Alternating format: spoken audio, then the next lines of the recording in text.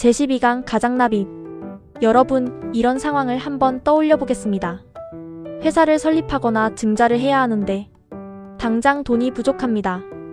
그래서 어떻게 하냐면 잠깐 돈을 빌려서 은행 계좌에 넣고 설립 등기가 끝나자마자 바로 그 돈을 다시 빼서 돌려주는 겁니다. 겉으로 보기에는 주금 납입이 완료된 것으로 보이지만 실제로 회사에는 돈이 남아있지 않습니다. 이게 바로 오늘의 주제, 가장납입입니다. 1. 가장납입의 의의. 가장납입은 쉽게 말하면 납입한 척만 하는 것입니다. 조금 더 정확히 말하면 발기인이 남의 돈을 잠시 빌려서 주금을 납입한 뒤 회사의 설립 등기가 끝나자마자 바로 인출해버리는 경우입니다. 즉, 처음부터 진짜 돈을 넣을 의사가 없는 것. 형식만 갖추는 납입입니다.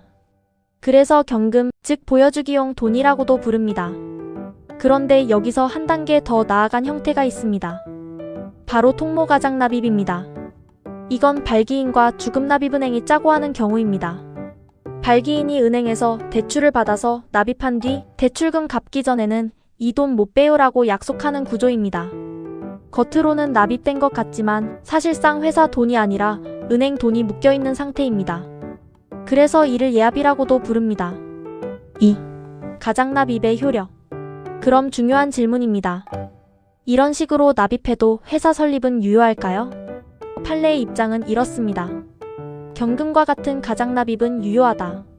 왜냐하면 일단 현실적으로 돈이 한번 들어온 것은 맞기 때문입니다.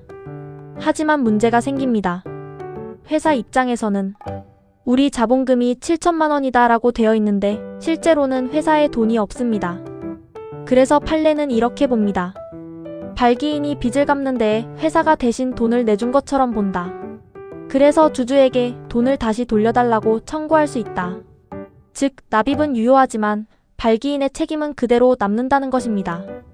그럼 통모가장납입은 어떨까요? 이건 다릅니다. 실제로는 자금 이동 자체가 없는 것과 같기 때문에 무효로 보는 것이 일반적인 입장입니다. 그리고 법은 한 가지 더 규정하고 있습니다. 은행이 납입금 보관증명서를 발급해 주었다면 나중에 이거 사실 가짜였어요 라고 회사에 주장하지 못합니다. 따라서 설립등기가 된 후 회사가 은행에게 그동안 입금된 주금을 달라고 하면 대출 상환이 아직 되지 않았더라도 은행은 회사에 주금을 넘겨주어야 합니다. 이처럼 통모가장납입을 할 경우 은행보다는 회사를 보호하는 구조이므로 은행은 손해를 보지 않기 위해 아예 통모가장납입을 하지 않게 되는 것입니다. 3. 형사책임. 가장납입은 단순한 민사문제가 아니라 형사처벌 대상입니다. 상법에서는 납입가장죄로 처벌하고 있습니다. 그리고 등기 과정에서 허위가 들어가기 때문에 공정증서원본 불실기재죄도 성립합니다. 또 중요한 것은 돈을 다시 인출했다고 해서 업무상 횡령죄는 별도로 성립하지 않는다는 것이 판례의 입장입니다. 4. 사례. 이제 실제 사례를 보겠습니다. 발기인 A가 있습니다.